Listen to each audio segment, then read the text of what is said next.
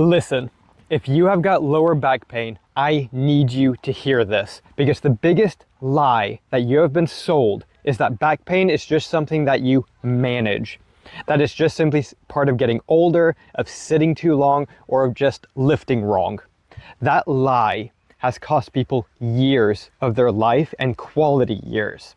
And I'm not going to let you believe it for one more day. I cannot tell you how many athletes I've met who were strong. They were strong everywhere, all over, across so many domains, except for when it really mattered, because they just simply had that one wrong twist, that one wrong deadlift, that one night of sleeping funny, and then boom, they're living in fear of their own body. I have seen fighters stop rolling and sparring. I've seen runners give up going out on the road. I've seen dads stop playing with their kids on the freaking floor. Not because they're weak, but because every movement that they do is now shadowed by the sharp little bite in their back that keeps them from doing the things that they love. Because the brain is doing what it does best. It protects. It protects your body, and it throws the handbrake on your life, and it makes your world smaller so that you hopefully don't hurt yourself again. But here's the crazy thing. We spend billions of dollars, billions of pounds on pills, pain pills, physios, surgeries, but the number of people suffering from chronic lower back pain keeps climbing. Why? Because most people are patching symptoms. They're not fixing the problem. And the cost is not just money. The cost is nights that you cannot sleep. It is sports and activities you can't play. It is energy that you do not have. That is the real price of this lie. The lie that lower back pain is just something you manage, that you can't fix. Now, I'm not trying to scare you. I am here to give you a real game plan. And I'm going to break down exactly what's happening with lower back pain, why most solutions fail, and what the components are of a real plan that actually rebuilds you stronger, not weaker. So if you stick with me right now, you are going to see how simple it can be to stop managing and to start fixing. So let's start to go into the actual details so that we can understand a little bit more about lower back pain, because if we can understand a little bit more about it, we can more easily actually treat it and work with it and get things a hell of a lot stronger. Because what people find is that once they have a case of lower back pain, things may get better and things will get to the point of they can exercise again until they can't. Because the lower back pain is almost always recurring. People don't just simply have one episode unless it's one episode that lasts for the rest of their life. That does happen.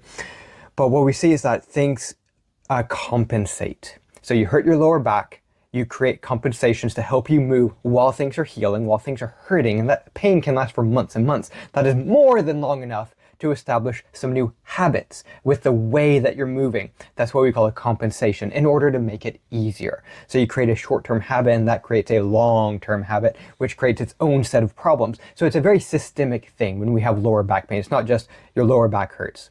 It's that your sleep is miserable.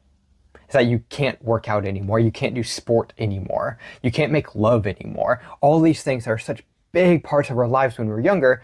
They go to shit because we can no longer keep up with them. We have this mindset encouraged by our peers, by our society, because lower back pain is such a prevalent thing. It's encouraged, basically. It's practically encouraged that it's just going to be something that you have to manage. You're going to have it for the rest of your life. There's not really a whole lot you can do. And that's total garbage. And I want to really help people to reevaluate how they look at lower back pain, what they can do for it. So just to kind of highlight, because statistics are interesting and fun with things like this. Number one thing I'd like to highlight about lower back pain is that low back pain, so specifically just looking at lower back pain, it is the number one leading cause of disability. So that's people getting time off of work. This is the number one reason for it worldwide, and has maintained its ranking as number one for approximately the last 30 years. continuously. It's never been overtaken by another cause. So nothing else, not getting sick, not getting into a car wreck, not getting struck by lightning, not falling off of a cruise ship, nothing else is the leading cause of disability. Those are silly examples, don't care. Lower back pain. Having lower back pain so debilitating, so not just it's a little bit of a niggle, not it's annoying but I can get by. No, it's bad enough that you have to consistently call in to work and tell them, I cannot physically do my job. This is impeding my performance to the point of it's not worth coming in. I need the extra time off or else I just simply won't be able to do the job at all. So it won't really make any difference. You may as well stay home and try to do something to rest it, to rehab it, to get things better again. Number one worldwide cause of disability. This is a big freaking deal. And when I erase this and we start doing the second whiteboard slide, you're going to start to understand why it is and why it's almost a silly thing that it is the number one leading cause, because it's 100% in people's control 98% of the time. What else with it? Oh man. So in the United Kingdom, approximately, most of these stats that I give will be from around 2020, 2021, the last time that, as far as I've been able to pull up, has been updated from the NHS. So about 9.5 million, that's out of a population of, off the top of my head, I think 60 million. Maybe that's just England, maybe that's the United Kingdom, I don't know, don't recall. Anyways, about 9.5 million people registered around 2020, 2021 as having lower back pain, and this is chronic lower back pain. And it was approximately 5.5 million that classified it as being severe lower back pain. Millions of people. So you're looking at like a tenth of the population having chronic lower back pain, and about half that amount, so about 5% of the population or something like that, with severe lower back pain. And we're talking about severe enough that this is beyond just being a cause of disability. This is a cause of complete lifestyle malfunction.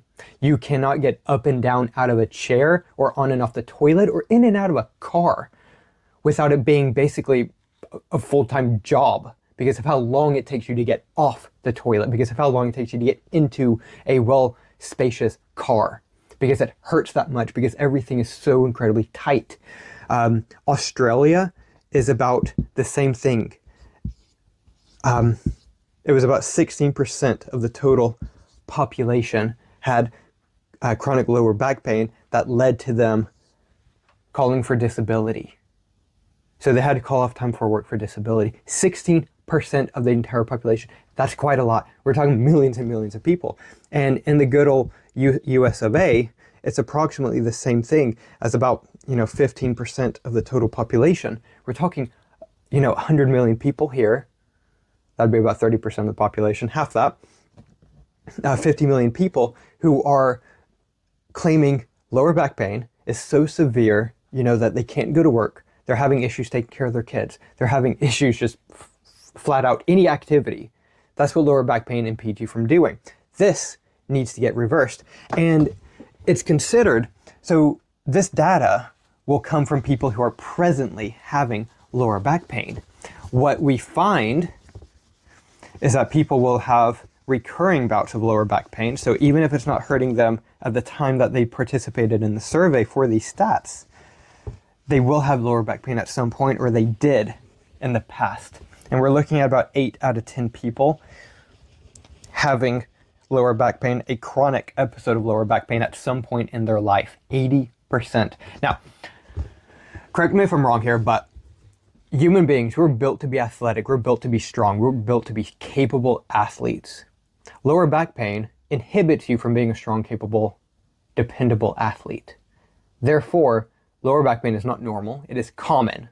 That's something that people need to get into their heads. Things like this, it's so incredibly common, 80% of the population at some point having chronic lower back pain. That doesn't make it normal, that doesn't make it inevitable. That makes it something to do with your lifestyle. We're going to dive into this. So what actually causes lower back pain? We're not going to get into specific causes, we're going to get into overarching categorical causes, because this makes it make a lot more sense. And it's like, holy shit, I didn't really think about that before. That completely changes my outlook of how I look at any injury, much less lower back pain or any athletic injury. Because tell you what, if you guys keep with me for the next couple of minutes, you're going to figure out that you personally, can actually address virtually any case of chronic pain. You don't need a doctor for it because, number one, doctors aren't actually trained for chronic pain. They're trained in allopathic medicine, meaning that you have surgery or radiation or pills to address a pathological problem. That's number one here. What causes lower back pain? Well, number one is what we call pathology. Pathology typically just means you're sick, you have a disease. So like if you've ever had influenza, that can give you chronic lower back pain. It's awful. Whatever is specifically causing that, or if you've ever had a kidney infection, your lower back will be in agonizing pain. It sucks. Now, when we're talking about the total population, and especially the gym population, so population out of gyms, out of gym classes, when people have any kind of chronic pain, not just lower back pain, and that applies for this whole categorical thing that we're going through now, pathological problems account for approximately 1% of total dysfunction. If you have a pathological problem, what do you need to do? Go see your doctor. Get some, medical help for it, because this is leaning towards a medical problem. Okay? That makes sense. Keep that in mind. It's a medical problem. This is what doctors are trained for. That's what they go to school for. Use them for what they're trained for. Number two, what do you think number two is? This is a big one. Catastrophic. This means you were in the wrong place at the wrong time. You were in a car wreck and your lower back quite literally shattered into a few dozen pieces, and now you're being held in a hammock in traction at the hospital for a few weeks so that it can heal. Sucks. Or you were struck by lightning. Or, you were out swimming and a boat ran into you. Or you were walking down the sidewalk and a linebacker came out of nowhere and tackled you and shattered your knee. That will also hurt your back. Okay, so catastrophic. This means that, again, you were just in the wrong place at the wrong time. Shit happens. That's honestly what that means. You had a catastrophic break. You're in a catastrophic accident. Fortunately, this also accounts for approximately 1% of the total problems that we see. So we take the population and we're saying, okay, you have lower back pain. What caused it? 1% of that, this can be any population size, doesn't matter. 8 billion people in the world. Let's say all of them have lower back pain. 1% of them have it due to pathology. Another 1% has it due to a catastrophic issue. It's relatively rare. This takes us into 3 and 4, which are going to come in together to account for the other 98%. All right, check this out. This is going to be mobility and movement / posture. So posture just being how you're holding yourself at any given moment and how you move from one posture to another. And that's literally anything, whether that's moving from standing to sitting or going to deadlift a barbell, how you go from standing to holding the bar to picking it back up, and your mobility. Mobility is there just too much tension in the body? Are things just not loose enough, not relaxed enough, not strong enough to engage in a certain range of motion? So is your back so incredibly tight? Are your hips so incredibly tight? Is your ass so incredibly tight that it's pulling on your lower back? Or is your movement getting in the way? Are you walking with your feet turned out? Why is that a problem? Because every time your feet are turned out and you go to take a step, your knee is collapsing inwards, and that's putting a lot of stress on the knee all the way up your inner thigh. That's connecting to your psoas muscle that connects the inner upper femur directly to your lower back. And so walking with your feet turned out chronically for years can absolutely play a big role in chronic lower back pain. Isn't that fascinating? So movement and mobility. Are things under too much tension? Are you in a shitty posture all the time? That is what makes up 98% of all cases of chronic pain, lower back pain, and athletic injuries. What this means is, how do we treat these things? Pathological problem, we go see a doctor. If it's a catastrophic problem, go see a doctor. If you have a broken bone and it's sticking out your arm, go see your doctor. I can't help with that. I can help you by helping you to maybe keep a little bit more calm while I call 999 and get an ambulance for you. That's the best I could do, mate. Mobility and movement. How in charge are you of your posture at any given moment? You're 100% in charge, and that's the only acceptable answer to that. How in charge are you of your mobility, your range of motion, your ability to move well? Technically 100%, as long as you have someone like me in your life teaching you how to move well, how to move with strength, how to have range of motion that you can control and own for life.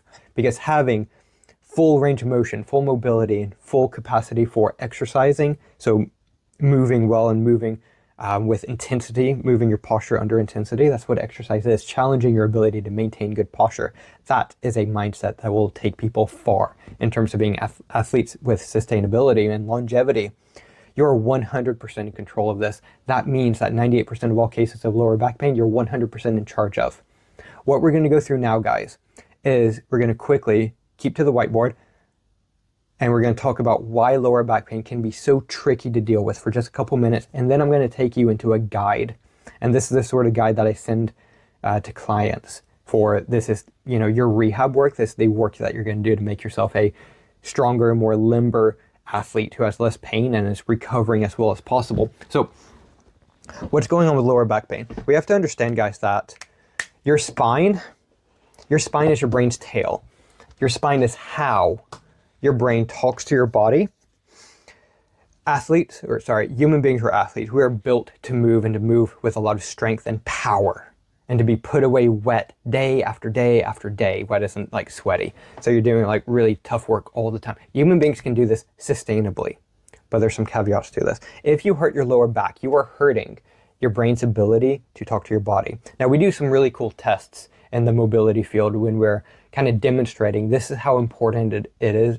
This is how important it is to have a good positioned spine. So we kind of go over, how do I establish a neutral spine or an optimal spinal position for whatever activity I'm engaging with, whether I'm picking up, a barbell, picking up a refrigerator, picking up a sheep, doesn't matter.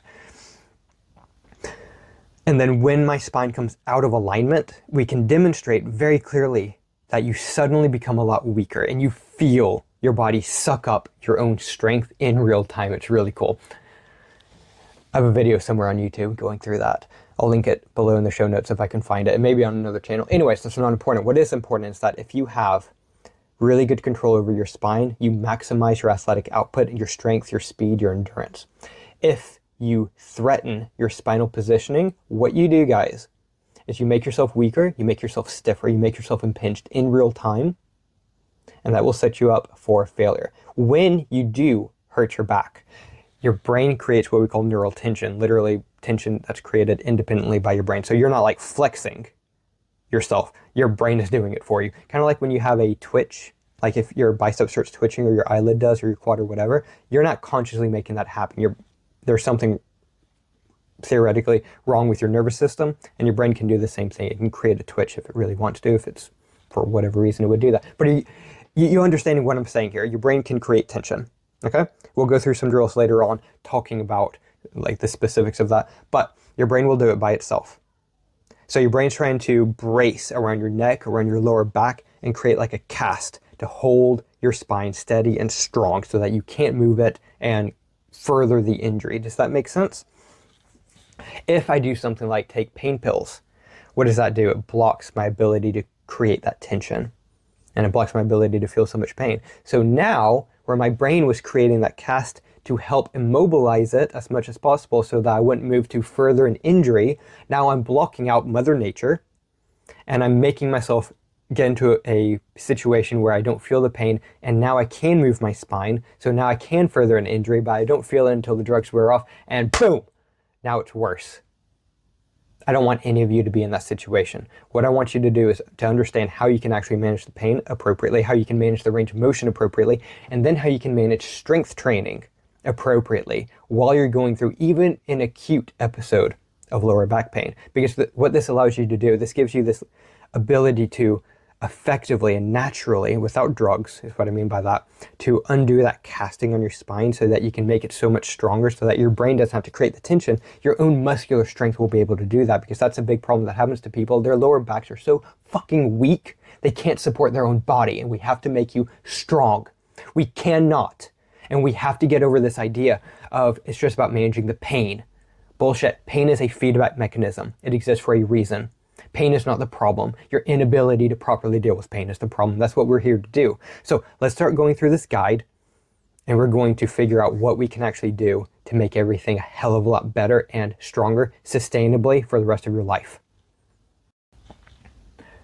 Alrighty guys, welcome back. Now, this is what we're going through. This is basically just a little guide, very similar to things that I give out to clients to kind of declare, hey, this is the mobility work you need to be following. So you follow along with the guide, you have the tools, you get whatever tools you can, and you go through these drills. We need to be working every single day as frequently as we can possibly manage on cleaning up this problem, because this is all about doing self-maintenance on your body. If you can do self-maintenance on your body's going to be in this continuous and perpetual I'm going to say it like this perpetual mode of healing, okay? Because your body never actually stops healing. People really get messed up with this. Your body never stops healing.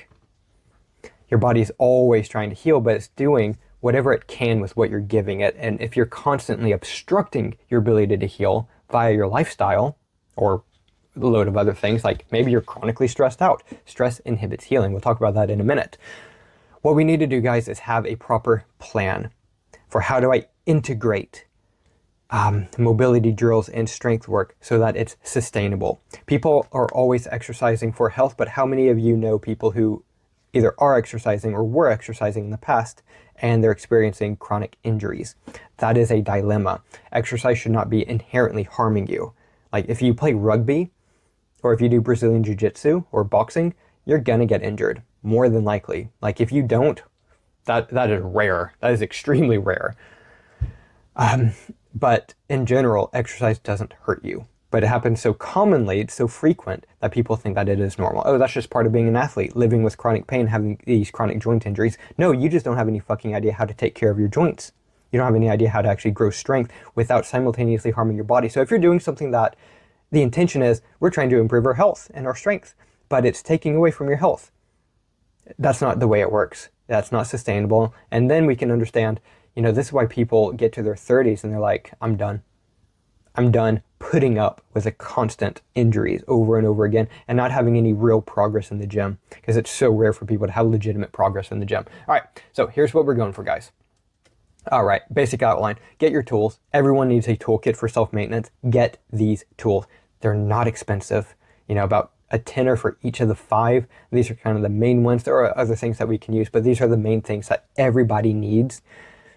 And they need it now. They need it, a year ago. The old saying, the best time to plant a tree was 10 years ago or whatever. The second best time is now. Do it now. Start taking care of yourself now, because then if you don't, then you're just going to become that old fart complaining about the body that they used to have, rather than being the grandpa or the grandma who's still kicking their grandkids' ass in foot races. That's where we're heading for. All right.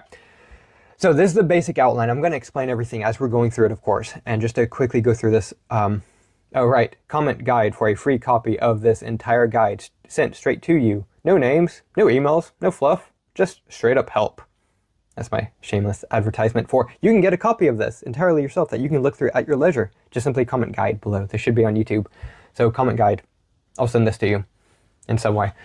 Probably just post a link actually that you can just all follow. Test your shapes. This is the big thing. I'll explain everything as we go through it.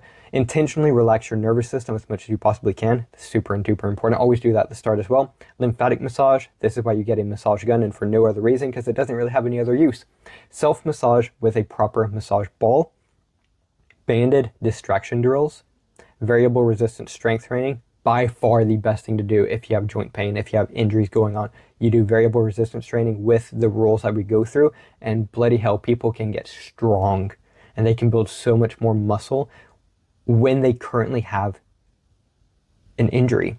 So for example, people will have a herniated disc in their lower back from deadlifting heavy. We get them deadlifting heavy with variable resistance while they are chronically injured, while they're acutely injured even, and they're able to start deadlifting way earlier with a lot more load, and they get back to training so much stronger than before. It's an insanely effective methodology. Then you retest your shape because you need to prove that what you're doing is actually working. That's a really big deal, but we'll talk about that again at the end. And then most importantly, stay consistent with this.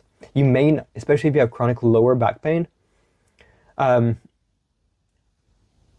you have to stay consistent because you're going to have ups and downs. If you've had lower back pain for a while and you've tried going through rehab and stuff, you have good days and you have bad days. We have to get to a point where we are having more good days than bad days, but it's an up and down journey. It is a struggle to get there, but as long as you're consistent, you will get there. It may take a few weeks, but that's better than spending a few months or a few years with agonizing chronic pain. Right, let's get into this. These are the tools I recommend: a massage gun, a Pilates ball, so that's the purple one here, semi-inflated, but we'll look at that in a moment, a resistance band, but not the resistance bands that are like those little tubes, but rather are like flatter, more broad, and that's really important for some stuff that we'll be doing. You'll often see them advertised because you should have a very cheap, low quality one, because the stretchiness of them is different than the ones that are built for strength training, and they work so much better for stretching out your joints, like I'm going to show you soon. Voodoo floss. If you don't know what voodoo floss is, you should get it. We're not going to talk about it specifically in this guide. We're not going to be using it in this at all. You can use it with lower back pain, but use it on your legs, but we're not going to go through that now. But definitely get it for other issues and for enhancing athletic performance. Massage balls. These are proper massage balls, either from Yoga Tune-Up in America or AcuPoint in Europe, depending on which side of the pond you're on. Or go for Yoga Tune-Up if you have the money to splurge. That's the name brand, the big, like, popular name brand. Plus, those balls come in different shapes. Different shapes. No, not at all. They're all round. Different sizes, I mean. Big, medium, and small. Next one.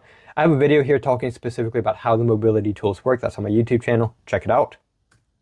Assess your position. This is one of the most important concepts that makes our rehab system so much more effective than virtually anything else out there. You test a position like your squat, then you're going to go through the mobility drills, then you're going to retest your squat. Is it better? Objectively, measurably, and repeatably. Are you squatting with more strength? Are you squatting with more range of motion? Is it more comfortable? Can you spend more time there at the bottom? And same thing for the couch stretch and the hang position. So what you need to do is to actually watch these. Just look at it with your eyes and then practice emulating what you're seeing, and down to the most minute little details. I'll have other videos on my YouTube going through these things in more detail, but seriously, watch it. Watch it 10 times. Something's getting knocked over there. Watch it 10 times and then try to mimic it 10 times and go through so meticulously.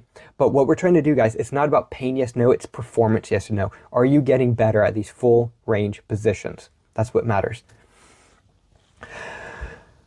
Go to YouTube. After you've tested your position, now starts the mobility routine. Go to YouTube and type in breathing exercises for relaxation. Why? The more stressed out you are, the less capable you are at adapting and making changes and healing. When you're in a fight or flight mode, your body reduces these things down to nil. When you do something like breath work, there's loads of things to do, but I always just generically recommend do some box breathing or do some kind of breathing exercise. They're all basically the same. Even if they're slightly different patterns, they get advertised, marketed differently. They're all basically the same. They reduce anxiety and stress. Why is that important? Because the more calm your nervous system is, the more engaged it gets for healing and recovering and changing and adapting. That means growing stronger. That means getting over the injury rather than ignoring it. All right. I do recommend that. And box breathing, super simple. Breathe in for 4 seconds. Hold it for 4 seconds. Breathe out for 4 seconds. Hold that for 4 seconds. That's one round. Keep doing that for like 4 minutes. Super duper easy. All right, next up, guys. Lymphatic massage. This is why we use a massage gun. I'm not going to go into details into lymphatic massage. I have other videos going through that in more detail, and that's not the objective here.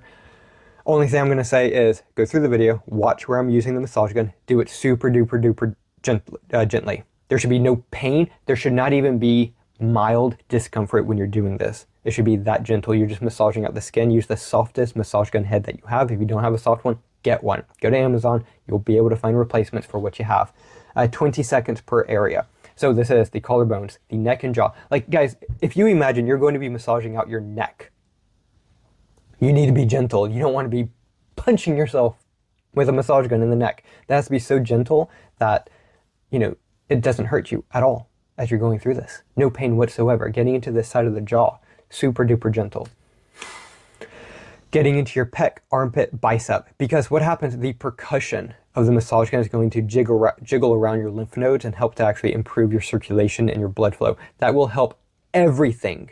There is nothing in your body, no aspect of your physiology that will not benefit from better circulation. better immune system function, better blood flow. Everything will work better because that's better oxygenation. That's better oxygen distribution. It's better nutrient distribution. It's better immune system function. So that means healing and repair. And it's better hormone distribution. Everything flows better when you have better blood flow. This helps you to have better blood flow. Highly recommend it before exercise. You will notice a difference fast. Like probably that session will feel so much better. Getting into your belly and your abdomen. Getting into your hip crease and inner thigh. For the belly and the abdomen, I actually recommend doing for about 1 minute. So everything 20 seconds. But for here, it's more like 20 seconds per third. And so it gets more like a full minute. And the belly and full minute per thigh. And then the back of the knee. Easy. Next up, using massage balls. We're just going to speed through this because you guys can look at this at your leisure. Or like freeze the video, write it down. Easy.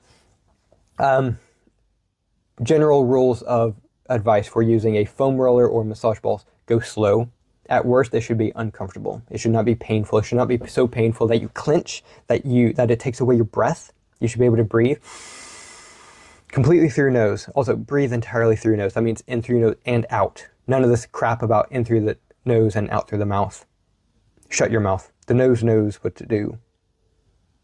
Follow the nose. Do the nose. Do the nose breathing, I mean. Slow, nasal, deep breathing. That's how you breathe. Anyways, moving on. Quad massage. Using massage balls. You want to go slowly. You want to go gently. You want to go for about 2 minutes per area. That's it. If you can keep to that, it will be successful. So you go through the quadriceps, that's the front of your thigh. Go through your hamstrings. So in all these videos, I kind of demonstrate with my hand the area, the physiology. Mimic that. Feel that part of your body. And then go through it with the tools. Going in that sequence will help out a lot if you are new to this stuff. So like new to massaging out your physiology, your muscles, and feeling what are these parts of your body. So like when I say glute massage, you're not trying to massage out a specific muscle or anything. You don't do that. That doesn't work like that. You're massaging out your butt.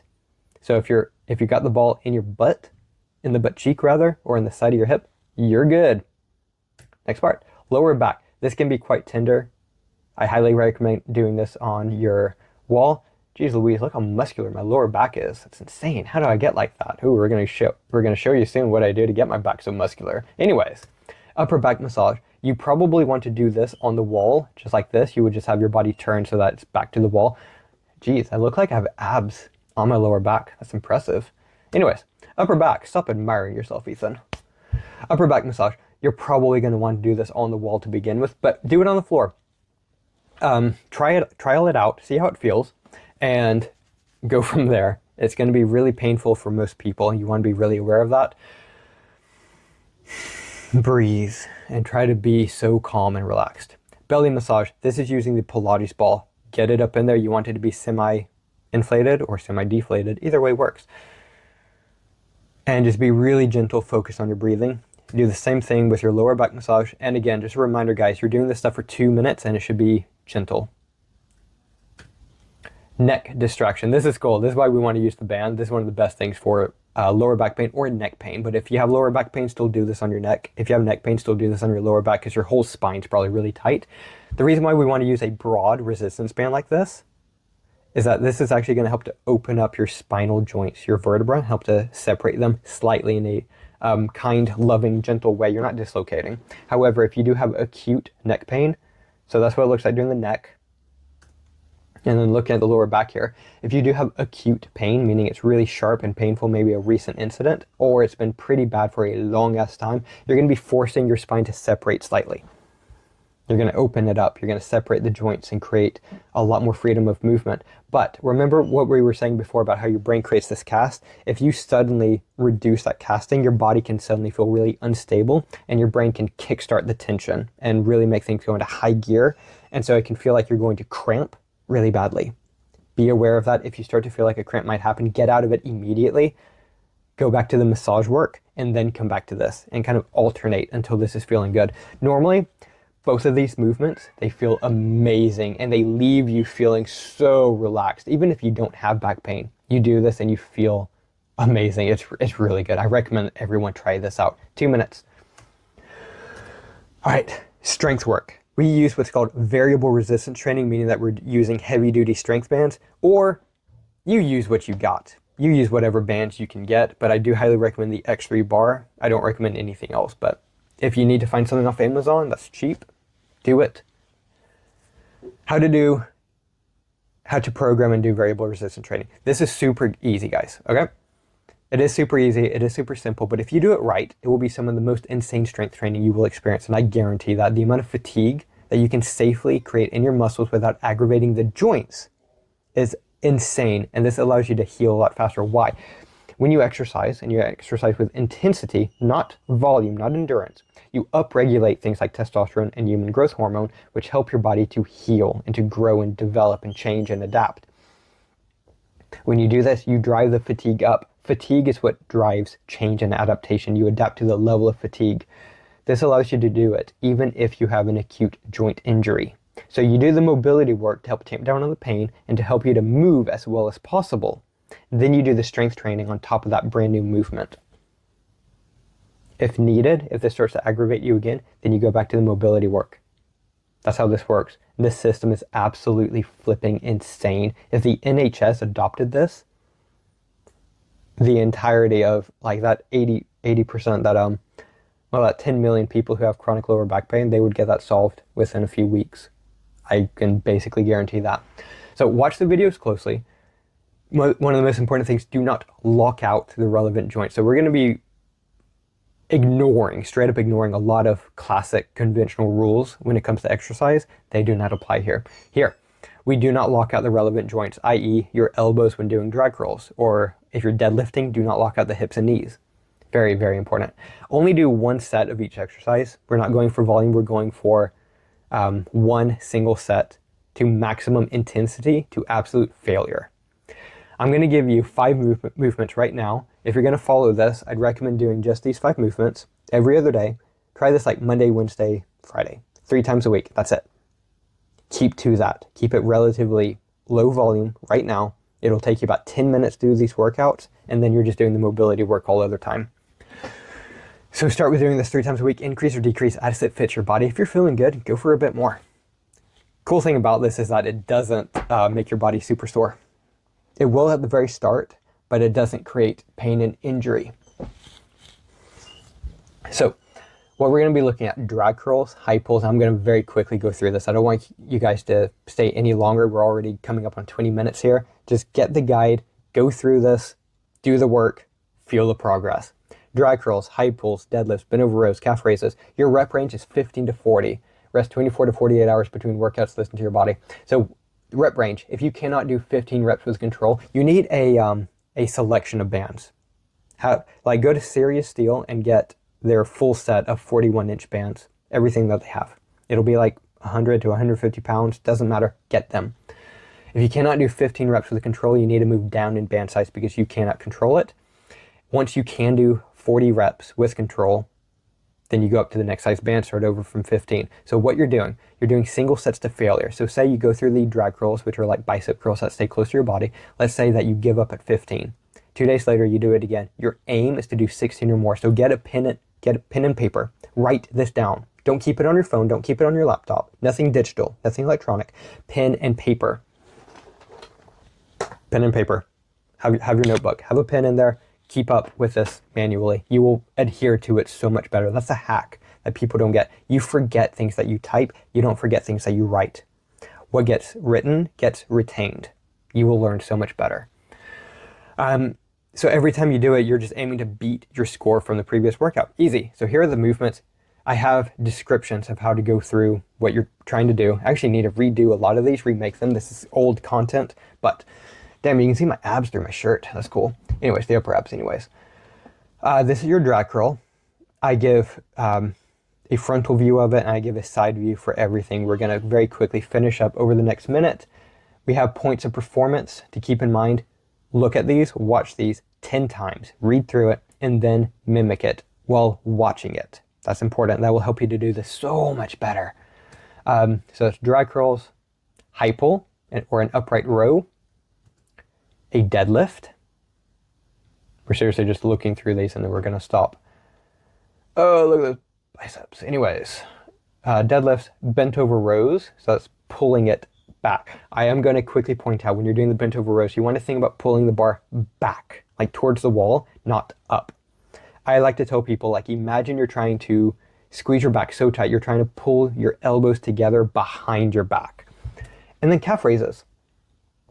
Calf raises are really going to challenge and bent over rows, really going to challenge your back because you're maintaining a slightly hinged position and it's just constant tension on your back, but it will do it appropriately. But yeah, you want to be smart going through this stuff. Alternate as needed between all of these drills. So for example, if you start doing the variable resistance exercises, you get to the deadlifts and your lower back feels like it's going to start lighting up, go back to the mobility work to relax it. Okay, so you want to figure out what are the mobility drills that help you to relax the most, help your pain and help your range of motion the most. Keep to those. If you find something that's not useful, take it out. Stop wasting your time. If you find something else, like you should be practicing massaging your whole body. Find what works for you. Don't stay restricted to this, but use this as a foundation, as a baseline, and then work off of that. But yeah, keep optimizing your body with the mobility work to receive the strength training work. Does that make sense? If not, message me. I'm here to help. I'm here to talk. I'm quite social. Talk to me. Tell me what's going on. If you do need more personalized care, help, suggestions, but not medical care. I'm not a doctor. I don't treat medical. I treat movement and mobility problems. Reach out to me right now. Don't hesitate. As soon as you hear me say this, you should have already sent a comment or a private message to me. Do that immediately. But comment on whatever platform you know me on, Instagram, Facebook, YouTube, that's what I'm on, or send me an email. My email is ethan@ehmobility. That's the business name, ethan@ehmobility.com. Okay, that's it. Let me know how you guys get on. Like, share, comment, subscribe, all that good stuff that you do on the YouTubes and the Facebooks and the Instagrams and all the other social media. Love you guys. Take care. Seriously, keep me up to date on how this is working for you. I have got your back for life, and I will help you with whatever you need. Okay?